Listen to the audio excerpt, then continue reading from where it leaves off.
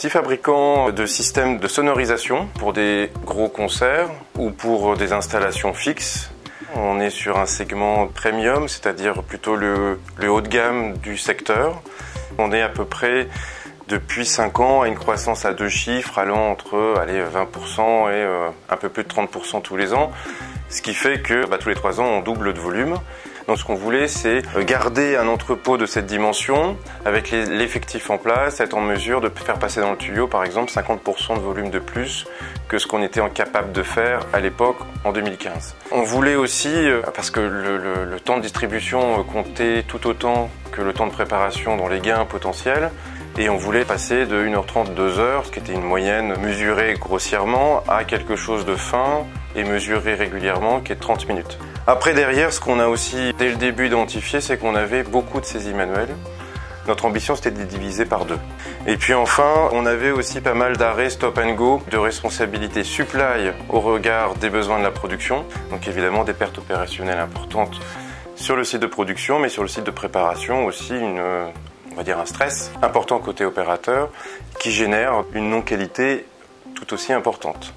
Donc la mise en place de ce projet a démarré en juin 2015 avec une première phase de récolte de données qui regroupait dedans tous les articles, des informations sur leur consommation, leur conditionnement, leur fréquence d'utilisation aussi, pour d'abord savoir à quoi on allait avoir affaire concrètement.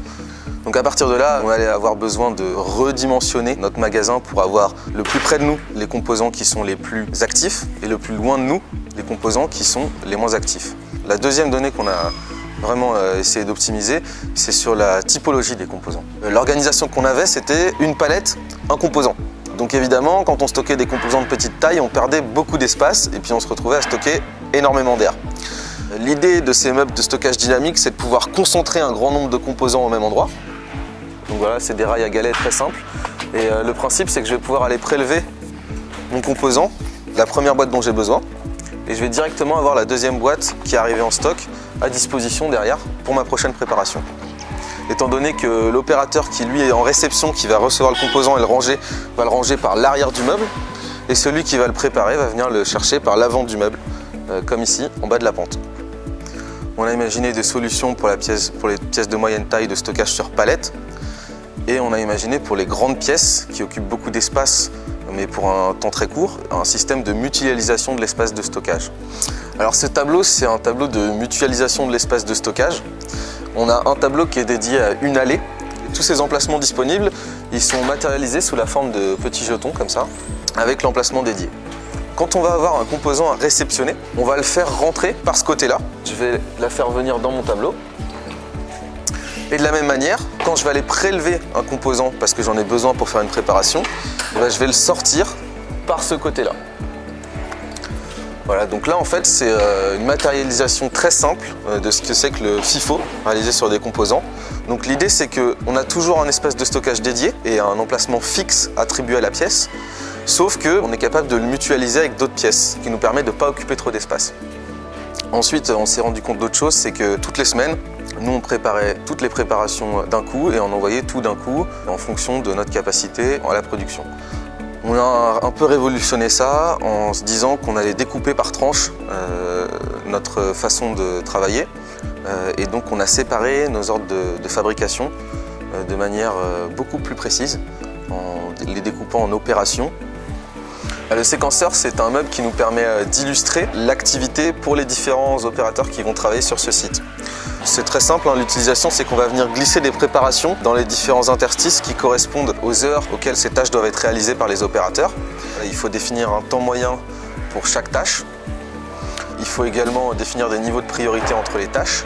Donc il est possible qu'ils soient remaniés régulièrement dans la semaine. Ça permet à l'opérateur de savoir comment il doit organiser son travail, quel temps il doit prendre pour chaque tâche.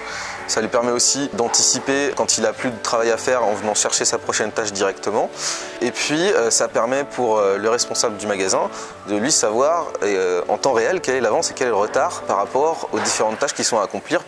Mais bon, on a remarqué avec les emplacements fixes, les tableaux FIFO et d'autres améliorations qui nous ont ramené le projet 3V, une réduction dans la préparation d'OF. C'est pas d'OF découpé en opérations, donc une mise en bord de ligne beaucoup plus simple et beaucoup plus rapide. Avant le projet, on mettait 1h30 entre deux OF. À l'heure d'aujourd'hui, on est à moins de 15 minutes. On a bien dépassé les 50% de productivité, c'est-à-dire à ressources constantes, on est capable de monter presque plutôt à 80% en fait de notre capacité. Et en plus, on a relativement et en profondeur travaillé notre conception de préparation, d'ordonnancement, de distribution. Tout ça, ça se fait dans la sérénité. En termes d'ergonomie, on met les palettes à hauteur pour les opérateurs. Pour nous, c'est des gains aussi de rapidité, même pour les retours, c'est beaucoup plus simple. Les côtés les plus positifs que je trouve, c'est l'implantation des systèmes de management comme les chantiers sans caisse, comme les briefings du matin.